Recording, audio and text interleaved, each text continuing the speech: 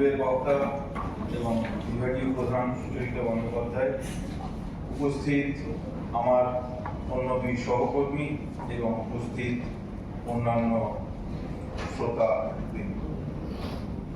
আপনাদের প্রত্যেককে শুভেচ্ছা জানিয়ে আমি আমার মূল যে বিষয় সেই বিষয়ে প্রবেশ করতে চাই। আমার বিষয় ভারতীয় জাতীয়তাবাদের জায়মানতায় আনন্দমঠ থেকে বন্দে মাতরম সঙ্গীত। ভারতীয় জাতীয়তাবাদের পরের যে শব্দটি জায়মানতা, এই জায়মানতা শব্দটিকে আমি গ্রহণ করেছি সৃজ্যমান বা উৎপাদ্যমান বা সঞ্জনন এই অর্থে, অর্থাৎ যেটা চলছে। বন্দে মাতরম সঙ্গীত বা আনন্দমঠ উপন্যাস 1882 খ্রিস্টাব্দে প্রকাশিত হয়েছিল এবং বন্দে মাতরম সঙ্গীত তা 8 বছর আগে লেখা একটি গানকে বঙ্কিমচন্দ্র যখন তার বঙ্গদর্শনের ম্যানেজার রামচন্দ্র কিছু একটা টাইটেল এই মুহূর্তে বলতে পারছি না, তিনি চান তখন এগিয়ে দেন এবং এই সূত্রেই ব্যাপারটা গৃহীত হয় তাতে। তো 1874 লেখা গান সেটা 1882 উপন্যাসে ঢুকলো। 1874 লেখা গানটি দীর্ঘকাল ধরে 1875 অথবা 76 অথবা 75 এইভাবে চর্চিত হয়ে এসেছে, কিন্তু সুনির্দিষ্টভাবে 1874 সালের মাঘী পূর্ণিমার দিনেই মুর্শিদাবাদ জেলার লালগোলার এক জমিদার বাড়ির মন্দিরের অতিথিশালায় বসে লেখা। এই বিষয়টা ওই লালগোলা বাসিন্দা একজন মানুষ, তার নাম কিষাণ কুমার ভকত, সেই মানুষটি বছর 8-10 আগে বিশ্ববিদ্যালয়ের বাংলা বিভাগে হঠাৎ আসে, এসে তার পরিচয় দেন এবং দিয়ে তিনি বলেন যে দীর্ঘকাল ধরে তিনি এটা প্রতিষ্ঠা করতে চাইছেন, তার জন্য তিনি আমাকে একটি জেরক্স দেন তার লেখা। সেই লেখাটা প্রকাশিত হয়েছিল স্বামী বিবেকানন্দের দ্বারা প্রতিষ্ঠিত উদ্বোধন পত্রিকা 1998 সালের সেপ্টেম্বর সংখ্যায়।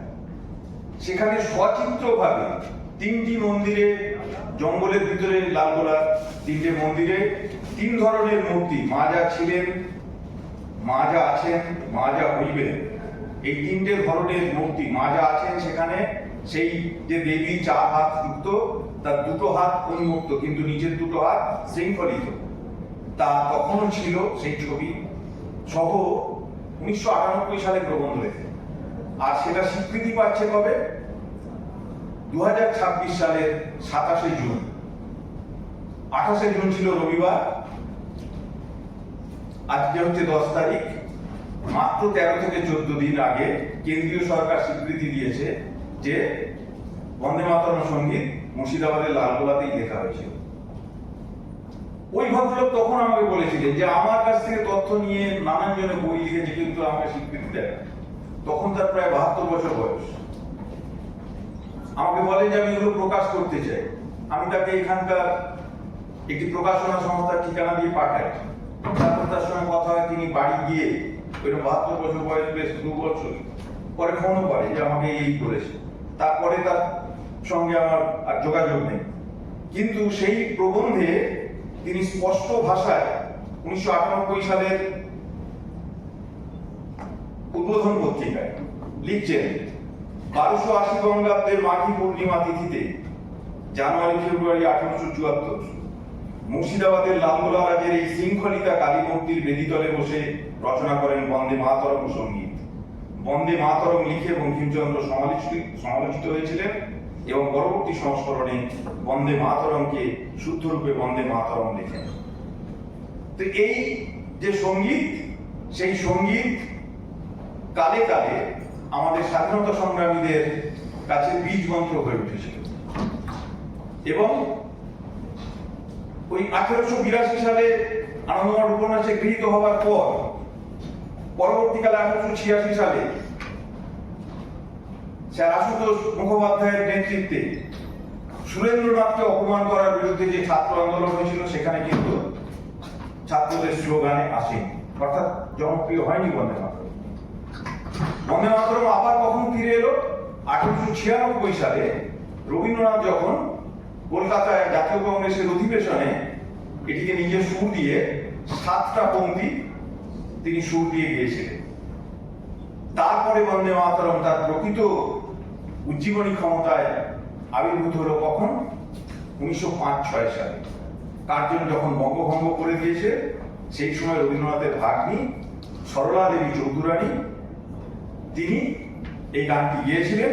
প্রথম এই গান স্বদেশীদের কাছে মন্ত্রের মতো হয়ে আবির্ভূত হয় কলকাতা টাউন হলে, যখন বঙ্গভঙ্গ বিরোধী সভা হতে চলেছে 7 আগস্ট।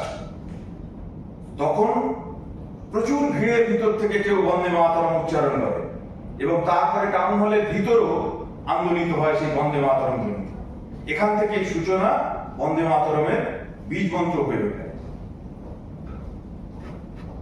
এবং তার পরবর্তী যে পর্ব, তাতে আমরা দেখতে পাই যে স্বদেশপ্রতীরা এই মন্ত্র উচ্চারণ করতে করতে নিজেদের আত্মদান করতেও কার্পণ্য বোধ করছে। বন্দে মাতরম সোসাইটি হয়েছে। বন্দে মাতরমকে কেন্দ্র করে 1947 পর্যন্ত বিপুল কর্মকাণ্ড পরিচালিত হয়েছে। কিন্তু তার ভিতরে 1937 সালে একটা ভ্রান্তি, এবং যে ভ্রান্তিতে আমাদের সম্মানিত বহু মানুষের অংশগ্রহণ ঘটে গিয়েছিল, সেই ভ্রান্তি অপনোদনের সুযোগ ছিল 1950-51 সালে, যখন ভারতের ন্যাশনাল অ্যানথেম কি হবে সেটা নিয়ে গণপরিষদে আলোচনার এজেন্ডাও করা হয়েছিল। কিন্তু সেই এজেন্ডায় আলোচনা না করে রাজেন্দ্র প্রসাদ, ভাবিকালের রাষ্ট্রপতি, তিনি একতরফা ঘোষণা করেন। এবং সেই ঘোষণায় কি ছিল? যে জনগণ মন স্বাধীন ভারতের জাতীয় সঙ্গীত হবে।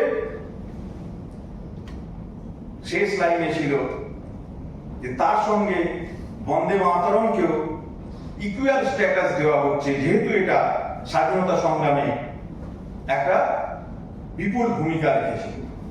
তারপর থেকে আমরা দেখতে পাই যে বন্দে মাতরম ইকুয়াল স্ট্যাটাস হলেও সমস্ত অনুষ্ঠানে জনগণমনই গাওয়া হয়। সুপ্রিম কোর্টকে রায় দিতে হয়েছে যে দুটি গীত একসঙ্গে হলে বন্দে মাতরমকে আগে গাইতে হবে। এটা সুপ্রিম কোর্টের রায়। আমরা গত মাসে দেখলাম যে সরকার ঘোষণা করলো প্রত্যেকটা স্কুলে বন্দে মাতরমের পূর্ণ পাঠ গাইতে হবে। তাই যে জায়মান শব্দ নাসেক, যা এখনো জন্মাচ্ছে, একটা সঙ্গীত যা রচনা 1874, যা বইয়ে গৃহীত 1882, যা 1896 সালের কংগ্রেসে প্রথম গীত হলো, যা 1905-06 সালে বিপুল পরিমাণে জনপ্রিয় হলো, শুধু নয় উদ্দীপনার আকর তৈরি হলো, তাকে হত্যা করার আয়োজন হলো 1937 সালে। সেই হত্যা আবার ডেথ সার্টিফিকেটটা নেওয়া হলো রবীন্দ্রনাথের কাছ থেকে। সেই ডেথ সার্টিফিকেট নিলেন তারা, কংগ্রেসের সর্বোচ্চ নেতৃত্ব। কে তিনি? সভাপতি জওহরলাল নেহেরু। রবীন্দ্রনাথ তাকে জানালেন এই 8টা পংক্তি গাইলেই চলবে। কত সালে? 1937 সালে। 38 সালে কি চলছে? মুসলিম লীগের নেতৃত্বে কলকাতার রাস্তাঘাটে আনন্দমঠ বই কিনে পড়ানোর অনুষ্ঠান। কেন গোটা গানটাকে বাদ দিয়ে শুধুমাত্র 8টা পংক্তিকে রবীন্দ্রনাথ বললেন? যে পরবর্তী পংক্তিগুলোতে হিন্দু দেবদেবীর নাম রয়েছে, মন্দিরের কথা আছে, অতএব অন্য সম্প্রদায় যারা পৌত্তলিকতায় বিশ্বাসী নয়, তাদের সন্তুষ্টির জন্য ওই 8টা পংক্তি থাকবে। কিন্তু 38 সালে জিন্না যখন গান্ধীর কাছে দাবি জানালেন, তার প্রথম কথাই হলো বন্দে মাতরমকে বর্জন করতে হবে। 40 সালে লাহোর প্রস্তাব পাস হয়েছে। লাহোর প্রস্তাবকে সার্থকতা দিতে 1946 সালে কলকাতায় 16 আগস্ট ডাইরেক্ট অ্যাকশন হয়েছে। সেই ডাইরেক্ট অ্যাকশনের 1 বছর 1 দিন পরে বঙ্কিমের স্বপ্নের ভারত ভাগ হয়েছে। তারপরে সুযোগ ছিল 1950 সালে রাজেন্দ্র প্রসাদ যখন ঘোষণা করছেন ইকুয়াল স্ট্যাটাস, এই শব্দটা বঙ্কিমচন্দ্রের প্রতি বিদ্রুপ, যে বিদ্রুপ জনিত ভ্রান্তি, আমি পাপ শব্দ উচ্চারণ করছি না, সেই ভ্রান্তি কাটলো আজকে 2026 সালের জুন মাসে এসে। ফলে ইতিহাস নিজের নিয়মেই পাশ ফেরে। নদী যেমন নিজের নিয়মে পাশ ফেরে, তেমনি ভাবে ইতিহাস বারবার নিজেকে এসে পাল্টে দেয়। ইতিহাসের স্রোতকে মাঝে মধ্যে এইভাবে ঘুরিয়ে দেওয়া হয়, ইতিহাসের সামনে দেওয়াল তোলা হয়, কিন্তু সেই দেওয়াল ভেঙে দিয়ে ইতিহাস নিজের পথ করে নেয়। আমি দেওয়াল তোলার কথা বললাম কেন? দেওয়াল তোলাও হয়েছিল, সে দেওয়াল সাময়িক ছিল যদিও, সেই দেওয়াল ভেঙে গেছে, এই জনশ্রুতি ভেঙে দিয়েছে। 1982 সালে আনন্দমঠের 100 বছর উপলক্ষে বিশেষত পশ্চিমবাংলায় বিভিন্ন জায়গায় সেমিনারে এক শ্রেণীর মানুষ আনন্দমঠ সাম্প্রদায়িক এই ধরনের সেমিনারে অজস্র বক্তৃতা দান করেছে। কিন্তু আজকে 2026-এর বাস্তব সেই দেওয়ালকেও ভেঙে দিয়েছে, সেই পাড়কেও ভেঙে দিয়ে তার নিজের জায়গা তৈরি করে নিয়েছে। এটাই হচ্ছে মানুষের তৈরি ইতিহাস, এটাই ঘটে থাকে। এবং এই যে সুদীর্ঘ যাত্রাপথ, আমি ভারতীয় জাতীয়তার ব্যাখ্যায় যাচ্ছি না, কারণ যথার্থভাবে এই যে বিষয়, যার বিস্তার প্রায় 152 বছর, আবার আরেকটু এগিয়ে নিলে প্রথম দেশকে মা বলা আমাদের বাংলা কবিতা, কারণ যেহেতু বন্দে মাতরম একজন বাঙালির লেখা, বাংলাতে লেখা, তাতে যতই সংস্কৃত বাহুল্য থাকুক, প্রথম 1847 সালে আমাদের বাংলা কবিতায় দেশকে মা বলা ব্যবহার আমরা দেখতে পাই। তার আগে ছিল, তারপরে কয়েকটা রয়েছে, তার স্যাম্পেল দেওয়া যায়।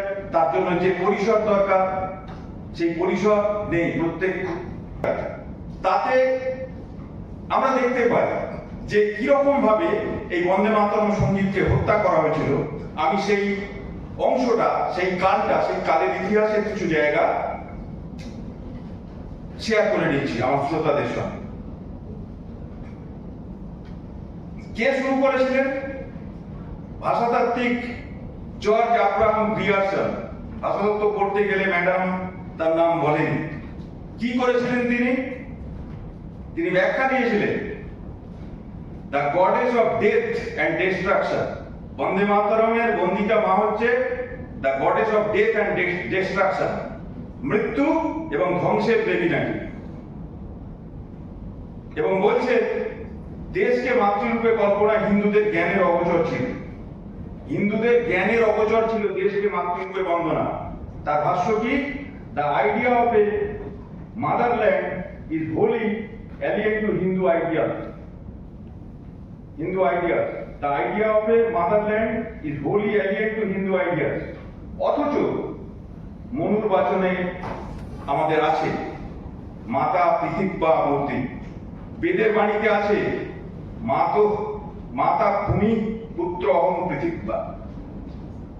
মনুর বাচনে রয়েছে মাতা পৃথিব্যা মূর্তি, মাতা ভূমি পুত্র অহং পৃথিব্যা, বেদের বাণীতে আছে। তারপরেও বলে দিলেন গ্রিয়ারসন যে দেশকে মাতৃরূপে কল্পনা হিন্দুদের জ্ঞানের অগোচর ছিল না। আর আপসপন্থীকে আমাদের সর্বজন শ্রদ্ধেয় রবীন্দ্রনাথ। বুদ্ধদেব বসু যখন বন্দে মাতরমকে এরকম কাটছাট করে সঙ্গীত হিসেবে ব্যবহারের বিরুদ্ধে একটি প্রবন্ধ লিখলেন শ্রীহর্ষ পত্রিকা, সেই প্রবন্ধটা পড়ে রবীন্দ্রনাথ বুদ্ধদেব বসুকে চিঠি লিখলেন। সেই চিঠিতে লিখছেন কোট রবীন্দ্রভাষ্য।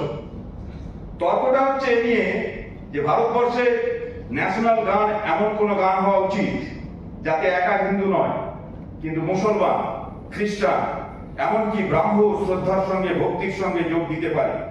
তুমি কি বলতে চাও তন্হি দুর্গা, কমলা কমলদল বিহারিণী, বাণী বিদ্যাদায়িনী ইত্যাদি হিন্দু দেবী নামধারিণীদের স্তব, যাদের প্রতিমা পুঁজি মন্দিরে মন্দিরে, সার্বজাতিক গান মুসলমানদের বরাদ্দকরণ করাতেই হবে? হিন্দুর পক্ষেও কালতি জোরালো, এগুলি আইডিয়া মাত্র। কিন্তু যাদের ধর্মে প্রতিমা পূজা নিষিদ্ধ, তাদের কাছে আইডিয়া দোহাই দেওয়ার কোনো অর্থই নেই। বুদ্ধদেব বসুকে লেখা চিঠিতে এই কথা বলছে। কিন্তু রবীন্দ্রনাথের বন্ধু প্রবাসী সম্পাদক রামানন্দ চট্টোপাধ্যায়ের ভাষ্য শুনুন। রামানন্দ বলছেন, কোন কবিতা ও গানের সমালোচনা করিতে হইলে তার মর্মগত ভাবটির দিকেই, তার প্রাণের দিকেই বেশি লক্ষ্য রাখা আবশ্যক। কমিটি তাহা করেন নাই। তাহারা ইহার আক্ষরিক ও শাব্দিক অর্থের প্রতি বেশি দৃষ্টিপাত করিয়াছে, তাহা ঠিক হয় নাই। স্বদেশ ভক্তি এই গানটির প্রাণ, এই তত্ত্বের উপর সমুচিত যথেষ্ট জোর দেওয়া হয় নাই। দ্বিতীয়ত, সাধারণত এক একটি গান ও কবিতা, অন্তত এই গানটি একটি অখণ্ড সমগ্র বস্তু। দুই দাবিদারের মধ্যে একটি শিশুকে কাটিয়া ভাগ করিয়া দিলে যেমন তাহার প্রাণ যায়, অনেক কবিতাও গানের দ্বিখণ্ডীকরণেও সেইরূপ প্রাণ যায়। এক্ষেত্রে হয়তো বন্দে মাতরমের অশত্রু কেহ কেহ সর্বনাশে সমুৎপন্নে অর্ধং ত্যাজিত পণ্ডিত। অশত্রু কেহ, অশত্রু অর্থে আমার তো মনে হয় রবীন্দ্রনাথকে ইঙ্গিত করেছেন রামানন্দ। যে কি করেছেন? কেটেছেন, শিশুর প্রাণ ধ্বংস করেছেন। কেন? সর্বনাশে সমুৎপন্নে অর্ধং ত্যাজিত পণ্ডিত। নীতির অনুসরণ করিয়া গানটির অধিকাংশ বর্জনে সায় দিয়াছেন, কিন্তু তাহাতে তাহার প্রাণ গিয়াছে। যে দুটি অংশ রাখা হইয়াছে, সুখদান বরদান ছাড়া তাহার সমস্তটি মাতৃভূমির বাহ্যরূপ ও বাহ্য উপাদান বিষয়। গানটির পরবর্তী অংশে জন্মভূমি হইতে জনগণ যে ঐক্য, শক্তি, সাহস, জ্ঞান, ধর্ম, বিদ্যা প্রভৃতির অনুপ্রেরণা পাইতে পারে ও পায়, তাহাই লিখিত হইয়াছে। বাহ্যরূপ অপেক্ষা এই প্রাণময়ী মনোময়ী আত্মিক মূর্তির মূল্য অধিক, তাহা বাদ করিয়াছে। শেষ। গণপরিষদে 24 জানুয়ারি 1950 রাজেন্দ্র প্রসাদ জনগণমনকে জাতীয় সঙ্গীত ঘোষণা করে তৎসহ লিখছেন, and the song Vande Mataram, which has played a historic part in the struggle for Indian freedom, shall be honored equally with Jana Gana Mana and shall have equal status with it. Shall have equal status with it. ততদিনে পাকিস্তান তৈরি হয়ে গেছে। 37 সালে 38 সালে জিন্না বন্দে মাতরমকে বাদ দেওয়ার দাবি জানিয়েছিলেন যে জায়গা থেকে, সেই দাবি বিবেচনার কোনো প্রয়োজন ছিল না 1950 সালে। এবং মনে হতে পারে যে এই ইতিহাস পরিক্রমা, এ তো মুসলমান বিরোধী ইতিহাস পরিক্রমা হচ্ছে। এবার তাহলে শুনুন দুজন শিক্ষিত মুসলমান মানুষের এই বন্দে মাতরম সংক্রান্ত ভাষ্য। রেজাউল করিম, যারা বইপত্র প্রবন্ধ পত্র পত্রিকা পড়েন, তাদের কাছে পরিচিত করার দরকার নেই। মুর্শিদাবাদের বাসিন্দা ছিলেন, প্রায় 100 বছর জীবন ছিল তার, এবং বিপুল জ্ঞান ভান্ডার ছিলেন তিনি। রেজাউল করিমের কোট আনকোট ভাষ্য, ইহা পৌত্তলিকতার জয়সূচক বাণী নহে, পৌত্তলিকতার মহিমার গানও ইহা নহে, হিন্দু দেব দেবীর স্তুতিবাদও ইহা নহে। ইহাতে দেশ মাতাকে দেব দেবী অপেক্ষা বড় বলিয়া বর্ণনা করা হইয়াছে। হিন্দুরা যে দেব দেবী দুর্গা, কমলা ও বাণী দেবী পূজা করেন, এই সঙ্গীতে বলা হইয়াছে ততপেক্ষাও বড় হইতেছে দেশ মাতা। দেব দেবী অপেক্ষা আমার কাছে বড় দেশ, দেশই আমার দুর্গা, দেশই আমার লক্ষ্মী, দেশই আমার সরস্বতী। এই ভাবটাই অতি পরিষ্কার ভাবে ও তৃপ্ত কণ্ঠে ইহাতে ঘোষণা করা হইয়াছে। উহারা আমার নিকট কিছুই নয়, দেশই আমার নিকট সব সাধনার শ্রেষ্ঠ ধন। কোথায় বলেছেন? বঙ্কিমচন্দ্র মুসলমান সমাজ নামক বইয়ে রেজাউল করিম বলেছেন। আহমদ শরীফ বাংলাদেশের ঢাকা বিশ্ববিদ্যালয়ের অধ্যাপক, যাকে মৌলবাদীরাও সহ্য করত না সারা জীবন। আহমদ শরীফ 1988 সালে, অর্থাৎ 1947-এর পাকিস্তান, সেই পাকিস্তানের পেট কেটে বেরিয়ে আসা 1971-এর বাংলাদেশ, যে বাংলাদেশ তৈরি করতে গিয়ে ভারতের 10,000 সেনার প্রাণ গেছে, কিন্তু বেঈমানের বাচনি আমাদের শুনতে হয় এখন প্রতিনিয়ত সোশ্যাল মিডিয়াতে আমরা যে বেঈমানের কথাবার্তা দেখতে পাই। সেই দেশের একটা অন্ধকার সময় 1988 সাল, কারণ 1975 সালে আপাতভাবে ধর্মনিরপেক্ষতার ভান করা আওয়ামী লীগের সর্বপ্রধান নেতা মুজিবুর রহমানকে খুন করার পর যে সরকারগুলো চলছিল 1988-তে, সেই সরকার অব্যাহত। সেই 88 সালের 15ই জুলাই ঢাকা বিশ্ববিদ্যালয়ে বঙ্কিমচন্দ্রের জন্মবার্ষিকী পালনের অনুষ্ঠান করেছিল বাংলাদেশ উপন্যাস পরিষদ। সেখানে সেমিনার হয়েছিল, সেই সেমিনারে আহমদ শরীফের বক্তব্য কোট, দেবী চৌধুরানীতে ও আনন্দ মাঠে বঙ্কিমচন্দ্র যদি মুসলমানদের গালাগালি করেও থাকেন, মুসলমান দেশ রক্ষা করতে পারেনি, ইংরেজদের হাতে দেশটা তুলে দিয়েছে, এই কারণে যদি গালাগালি থেকে থাকে তো সে গালাগালি শাসকের প্রতি, বিদেশি বিভাষী শাসক, বাংলাভাষী মুসলমানদের প্রতি তো গালাগালি নেই। কোট শেষ। আবার কোট, বঙ্কিমচন্দ্র যে বন্দে মাতরম লিখেছেন তার বিরুদ্ধে মুসলমানেরা এককালে খুব বলেছেন, কিন্তু মৌলানা আকরম খাঁ থেকে মৌলানা ইসলামাবাদী পর্যন্ত সবাই একসময় একসঙ্গে বন্দে মাতরম আল্লাহু আকবার বলেছেন, তখন তাদের বাধেনি, মুসলিম লীগ গঠন হওয়াতেই বাধ্য। কিন্তু সেই বঙ্কিমচন্দ্র যখন লেখেন তখন বঙ্কিমচন্দ্রের চেতনায় মনের ভিতরে বাইরেও ইংরেজ রাজত্বের মধ্যেও গোটা ভারতবর্ষ ছিল না। কারণ পাঞ্জাবের পতন হলেও সীমানা সে পর্যন্ত পৌঁছে নাই, সিন্ধুর পতন হলেও সীমানা সে পর্যন্ত পৌঁছে নাই, দিল্লির বাদশাহ তখনও আছেন। সেজন্য বঙ্কিমচন্দ্রের স্বদেশ ছিল বাংলা, বিহার, উড়িষ্যা। বাংলা, বিহার, উড়িষ্যার জনসংখ্যা ছিল তখন 7 কোটি, এবং তার বন্দে মাতরমে সেই 7 কোটি লোকের 14 কোটি হাতের কথাই আছে। তারপরেও বলবেন যে মুসলমানদের বাদ দিয়ে তিনি লিখেছেন। বঙ্কিম যে যে জায়গায় মুসলমান লিখে মুসলমানের মনে আঘাত দিয়ে ফেলেছেন, সে জায়গায় যদি মুসলমান শব্দের পরিবর্তে তুর্কি মোগল বসানো হয়, তাহলে এখনো মুসলমান বিদ্বেষী তাকে না বলে পারা যাবে এবং তাতে মঙ্গল হবে। এই যে তুর্কি মোগলের পরিবর্তে মুসলমান শব্দটা বসেছে, সেটা হচ্ছে ইংরেজের দান। ইংরেজরাই তুর্কি মোগলকে মুসলমান নামে লিখত, তাতেই সর্বনাশের বীজ রোপণ করা হবে। করছে 1988 সালে ঢাকায় বলছেন আহমদ শরীফ। পুলকেশ দে সরকার নামে একজন বিপ্লবী, তিনি কংগ্রেসের রাজনৈতিক পথ ছেড়ে দিয়ে পরবর্তীকালে সাংবাদিক হয়েছিলেন। তারপরে সাংবাদিকতার জীবনকালে তিনি অনেক লেখালেখিও করতেন। 1943 সালে তিনি একটা বই লিখেছিলেন, স্বদেশী গ্রন্থের 4 অধ্যায় বলে। সেখানে আনন্দমঠ, তারপরে ওই শরৎচন্দ্রের যে বিখ্যাত রাজনৈতিক উপন্যাস সেইটা, এরকম 4টি উপন্যাসের আলোচনা করেন। সেই গ্রন্থে তিনি বলছেন যে আনন্দমঠ উদ্দীপনা সঞ্চারী স্বদেশের বিপ্লবীদের নয়, কিন্তু ঘটনাক্রমে বিপ্লবীদের কাছে বন্দে মাতরম গৃহীত হয়েছে। কেন হয়েছে?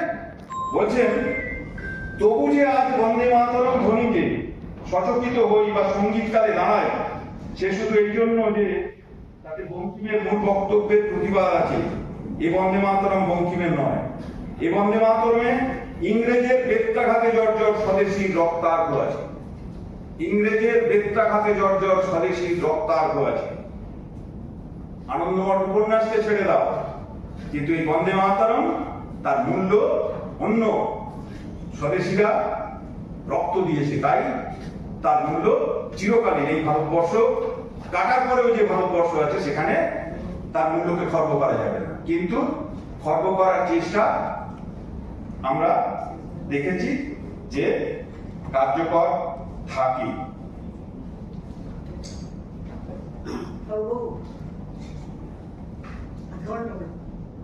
আধ ঘন্টা হয়নি, আমি দেখেছি। না, আমি ঘড়ি দেখেই উঠেছি। আমি দেখে উঠেছি, ছেড়ে দিচ্ছি। আমি দেখে উঠেছি তো।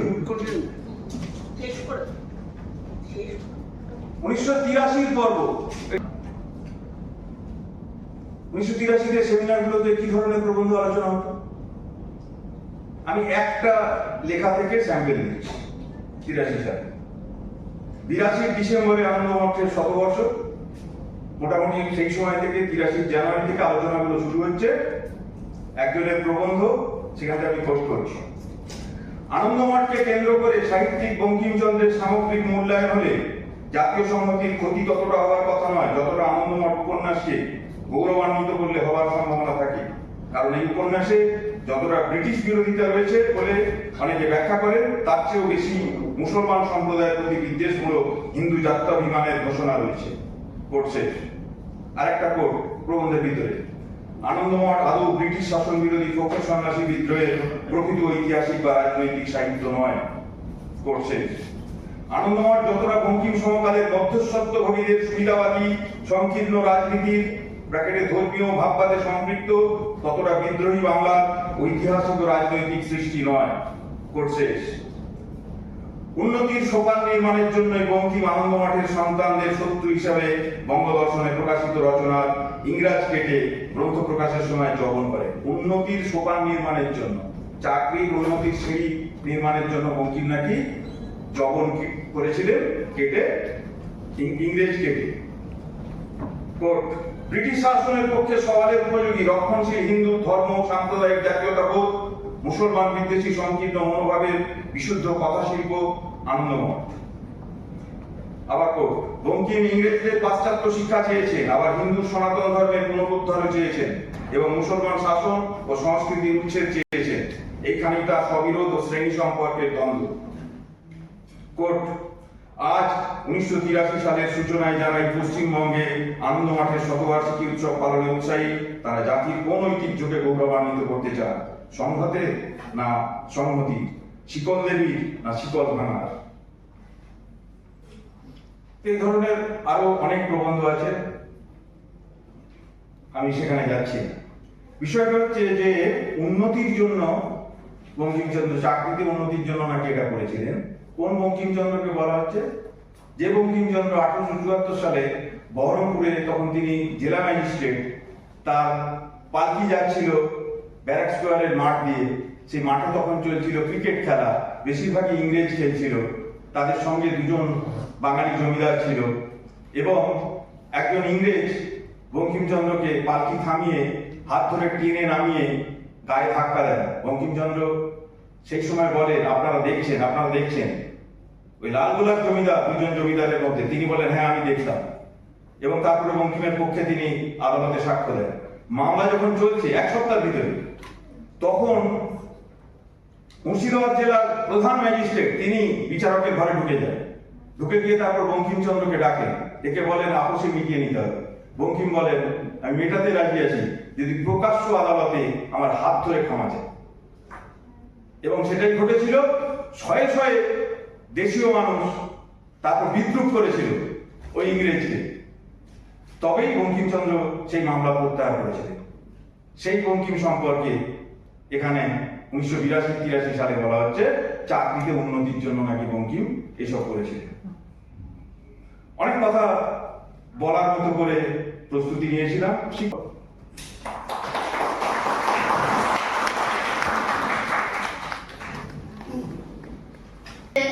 যখন যোগ দেয় মানসিকতার মানুষ এবং বয়স হয়েছে, এখন আমাদের স্মৃতিশক্তিটা কম। প্রথমত যে কিষাণ কুমার ভগতের কথা বলেছেন, তার সাথে ওনার একবার দেখা হয়েছে, আমার বহুবার দেখা আছে।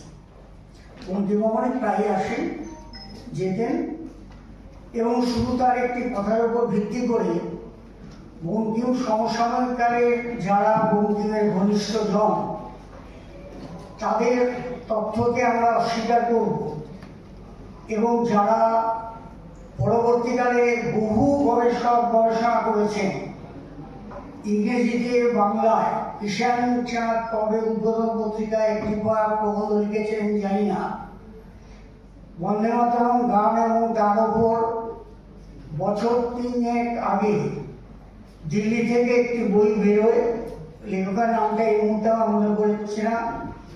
আমাদের সব্যসাচী বাবুর লেখা বই আছে, তার অনেক আগে জগদীশ বাবুর বই আছে, সাম্প্রতিককালে পার্থ চট্টোপাধ্যায়ের বই আছে, আমারও কিছু লেখাপত্র আছে। আমি সেগুলো একটু অরূপকে পড়তে বলব, কারণ পুরনো মিথ্যার চেয়ে অর্ধ সত্যতা কিন্তু অনেক বিপজ্জনক। এবং আমরা বিশ্ববিদ্যালয়ের অধ্যাপক হয়ে যদি দাঁড়িয়ে জোরের সঙ্গে মিথ্যা তত্ত্ব পরিবেশন করি যাচাই না করে, এটা খারাপ লাগে। আমি সভাপতি হিসেবে এটা বলতে বাধ্য হচ্ছি।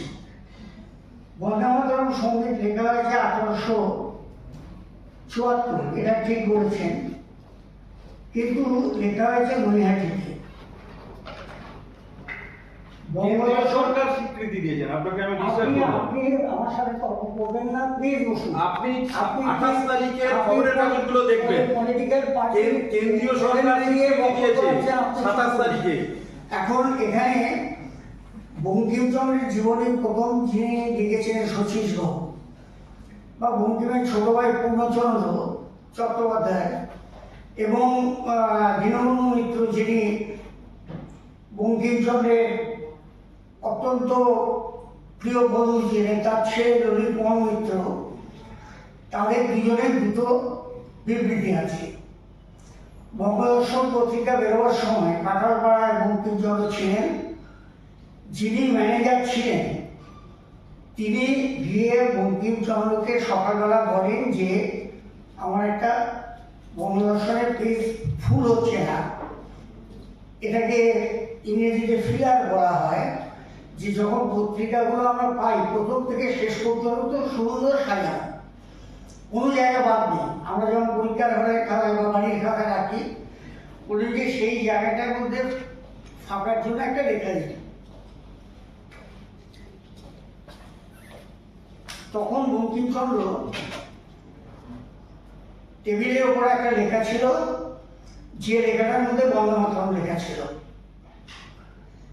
ভদ্রলোক ওই লেখাটা চেয়ে বলেন দিন, ওটা আমরা বঙ্গদর্শন পত্রিকা ছাপাবো। বঙ্কিমচন্দ্র তাকে বললেন তুমি কিচ্ছু মানে বুঝবে না, এটা ওটা দাও, ওটা আমি পরে ব্যবস্থা করব। পরবর্তীকালে সেই লেখাটিকে উনি আনন্দমঠ উপন্যাসের মধ্যে যোগ দেন। সালটা ছিল 1874 অক্টোবর সামথিং একটা ডেট হবে, সে ডেটটা আমরা শিওর নই, আমাদের কাছে তথ্য নেই, বঙ্কিমভবনেও নেই, বাইরেও নেই।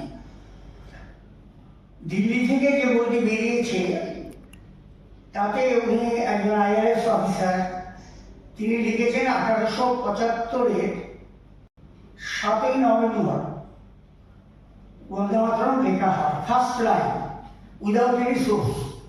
আমি আমার গাড়িতে বইপত্রগুলো ছিল, আমি দরকারে আনতে পারতাম। আমি সুচরিতাকে একদিন অনুরোধ করব ডিপার্টমেন্টে এই বন্দে মাতরম নিয়ে আলোচনা করুন, আমাদের কোনো টাকা পয়সা দিতে হবে না, অরূপবাবু থাকবেন, তার তথ্য দেবেন, আমরা আমাদের তথ্য দেবো, দেখা যাবে যে কার তথ্যটা। আপনি তো লেটেস্ট তথ্যটাই অস্বীকার করছেন। 28 তারিখের খবরের কাগজগুলো দেখুন। আরে খবরের স্বীকৃতি দিয়েছে, গবেষণা খবরের কাগজের উপর হ্যাঁ, জঙ্গিপুর খবরের কাগজের উপর হয় না। এইখানে দাঁড়িয়ে সেই লেখাটি বেরোয় 1882 পত্রিকার মধ্যে। উনি 1896 কংগ্রেসের কথা বললেন, ভারতীয় জাতীয় কংগ্রেসের রবীন্দ্রনাথকে। তার আগে রবীন্দ্রনাথ সাবিত্রী লাইব্রেরিতে গিয়েছেন গান্ধী নিজে, এবং সুরটা রবীন্দ্রনাথ দেননি, দিয়েছেন সরলা দেবী। নবীন সেনের আত্মজীবনীতে 1884 সালে এই গানের কথা বলা আছে। হেমচন্দ্র বন্দ্যোপাধ্যায়ের রাখি বন্ধন কবিতা, সেখানে এই বন্দে মাতরম গানের কথা বলা আছে। কাজে 1896 এবং গান রচনার মধ্যে কিন্তু গানটা দীর্ঘদিন ধরে প্রচারিত হয়েছে। রবীন্দ্রনাথ নিজে নবীন সেনের বাড়িতে রানাঘাটে এই গানটা নবীন সেনকে শুনিয়েছিলেন। এটা যখন গানটা আমাদের কাছে গ্রহণযোগ্য হয় সবচেয়ে বেশি, তার মূলে ছিলেন একটি লোক, সে হচ্ছে ঋষি অরবিন্দ। অরবিন্দ কোনো মুসলিম সমাজের লোক নয় বা মুসলমান ভক্ত নয়। অরবিন্দ প্রথম এটিকে করেন, এবং আমাদের এখান থেকে যে পত্রিকা বেরোতো তখন এই বন্দে মাতরম পত্রিকা অরবিন্দ প্রকাশ করেন। 1905 বঙ্গভঙ্গ আন্দোলনের সময় যে টাউন হলে যে সভা হয়েছিল তাতে যে হাজার হাজার লোক গিয়েছিলেন, সেখানে বন্দে মাতরম ছিল। তারপরে অরবিন্দ বন্দে মাতরমে ইংরেজি অনুবাদ একটা পত্রিকাটা বের করে। আমার সমস্ত তত্ত্বগুলো মনে নেই। 1911 বা 13-তে মুসলিম লীগ প্রতিষ্ঠিত হয় আরাফা, যেটা করলেন ঢাকাতে। পরবর্তীকালে মুসলিম লীগ 6 সালে 6 প্রতিষ্ঠিত হয়। পরবর্তীকালে ডিসেম্বরের 30 তারিখ। হ্যাঁ, জিন্না এসে যখন যোগ দেয়, তখন মুসলিম লীগের ক্যারেক্টার কিন্তু আলাদা পাল্টে যায়। বঙ্গভঙ্গ আন্দোলনের সময় কিন্তু মুসলমানরাও বন্দে মাতরম স্লোগান দিয়েছে এবং তার সাথে আল্লাহু আকবার তুল্য ছিল। 1937-এ যখন গানটি হয়, উনি দেহ খণ্ডিত করার কথা বলছেন। ওটা আমি বলিনি।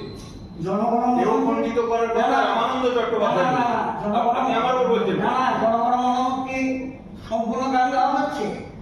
জনগণ কি সম্পূর্ণ গান গাওয়া আপনার ওই কথাটা আমি বললাম, এটা রামানন্দ চট্টোপাধ্যায়ের কথা আমি কোট করেছি। এখন অডিয়েন্সকে জিজ্ঞাসা করুন। রামানন্দ চট্টোপাধ্যায়ের একার কথা বা আপনার একার কথা বা আমার একার কথা কিছু যায় আসে না। ইতিহাস ইতিহাসই। জনগণ আসার আগে, অর্থাৎ আমার রাজেন্দ্র প্রসাদের বক্তব্যের আগে আরেকটা ঘটনা আছে। 1947-এ স্বাধীনতার কিছু পরে ইউনেস্কোতে একটা কনফারেন্স হয়, সেখানে বিভিন্ন দেশ থেকে যায়। দুর্ভাগ্যক্রমে ভারতবর্ষের যখন জাতীয় সঙ্গীত বাজাবার কথা, তখন কোনো গান সেখানে ছিল না। আরবি ব্যাংককে জিজ্ঞাসা করা হলো, আরবি বললেন যে আমাদের কাছে শুধু জনগণমনটাই আছে। জনগণমনকে কিন্তু আজাদিন ফৌজে নেতাজি সুভাষচন্দ্র বোস ব্যবহার করতে এবং গান গাইতে, সেই রেকর্ডটা ভাগ্যক্রমে ওনার হাতে গিয়ে পৌঁছল। সেই গানটি তখন এখানে গাওয়া হয় এবং সেটাকে জাতীয় সঙ্গীত হিসেবে ধরা হয়। যখন গণপরিষদের অধিবেশন শেষ হয়ে গেল, তখন রাজেন্দ্র প্রসাদকে প্রতি একটা প্রশ্ন তুলে দেওয়া হলো এবং তাকে দেখানো হলো যে আমাদের জাতীয় সঙ্গীতে কোনো একটা মীমাংসা হয়নি। তখন উনি বললেন বন্দে মাতরমে থাকবে, আর বন্দে মাতরম বলছি জনগণ মন অধিনায়ক থাকবে, তার সাথে আমরা এটাকেও রাখবো। আমরা বছর 4-5 আগে একটা মামলা হয় সুপ্রিম কোর্টের, যে মামলাতেও রাজেন্দ্র প্রসাদের এই কথাটাকে যোগ দেওয়া হলো। এবং 1937-এ যে প্রবলেমটা হয়েছিল, মোহাম্মদ আলী জিন্না যখন 26-এর পরে এই নেতৃত্বে গেলেন এবং দেশে যখন হিন্দু মুসলমান বিরোধটা ভয়ঙ্কর হয়ে উঠল, তখন অবিভক্ত ভারতে অনেকে চেষ্টা করেছিলেন দেশটাকে অক্ষত রেখে আমরা এমন একটা কিছু জাতীয় সঙ্গীত আমরা দিতে পারি যেটা কাজ করা হয়। সবাইকে মিলেমিশে থাকার জন্য যে প্রয়াস, সেই প্রয়াসটা যে খুব একটা ভুল বা মিথ্যে বা খারাপ চেষ্টা তা তো নয়। একদল ভাবতে পারে দেশটা খালি হিন্দু, একদল ভাবতে পারে দেশটা খালি মুসলমানের, আরেকদল ভাবতে পারে মিলেমিশে থাকা। সেই চেষ্টায় গানটাকে কিন্তু খণ্ডিত করা হয়েছিল এবং যাতে রবীন্দ্রনাথ নিজেও সেখানে মত দিয়েছিলেন। রবীন্দ্রনাথ ছিলেন বোধহয়, আমার যতদূর মনে হচ্ছে, সুচেতা কৃপালিনী হাজবেন্ড, কৃষ্ণ কৃপালিনী, তারও একটা লেখা বেরিয়েছিল। কাজেই বক্তব্যগুলো আমাদের অনেক কথা আছে। বঙ্কিমচন্দ্র যেটা পৌঁছতা বলে গেছেন যে সাম্প্রদায়িকতার বিরুদ্ধে ছিলেন না। আমি মনে প্রাণে 100% বিশ্বাস করি এবং আমি এই নিয়ে বঙ্কিমমোহন থেকে আমাদের বইও আছে। আপনারা যে মুসলমান লেখকের চোখে বঙ্কিমচন্দ্র, তাতে শুধু রেজাউল করিম বা আমাদের আহমদ শরীফ নয়, অনেকের কথাই আছে। আমাদের কথা হচ্ছে ছাত্রছাত্রীদের সামনে একাডেমিক কোনো সেমিনারে অর্ধসত্য পরিবেশন করে কোনো রাজনৈতিক এজেন্ডা প্রকাশ করা উচিত নয়, এটাই আমার আপত্তি এবং এইখানেই আমার প্রতিবাদ। আমি আবার বলছি, যদি মনে করেন আমরা সমস্ত কাগজপত্র নিয়ে এসে দেখাবো এবং এই দশকে হলে কেউ আনা যেতে পারে। ওই যে আমাদের কৃষ্ণ কুমার ভগত, একটা লোক কবে কি কোথায় কি বললো তার জন্য সব কিছু এসে যায় না। আমার বক্তব্য শেষ এবং এই সেশন সমাপ্ত বলে ঘোষণা করছি।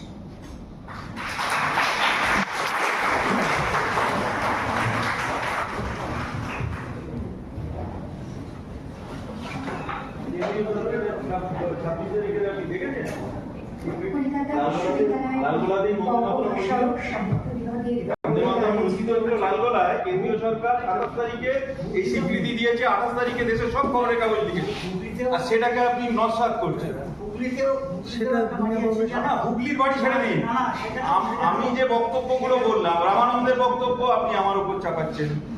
আপনি আবার বললেন যে বন্দে মাতরমটা নাকি সবাই একসাথে না থাকুক, সেটার একটা চেষ্টা রয়েছে। আপনি এটা বলে গেলেন, কি ভয়ঙ্কর! বন্দে মাতরম গানে নাকি এটা রয়েছে। আপনার বক্তব্য আরেকবার রিওয়াইন্ড করে শোনাও।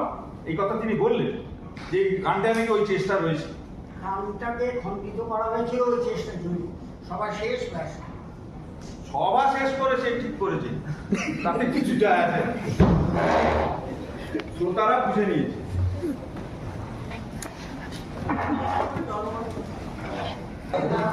সরকারের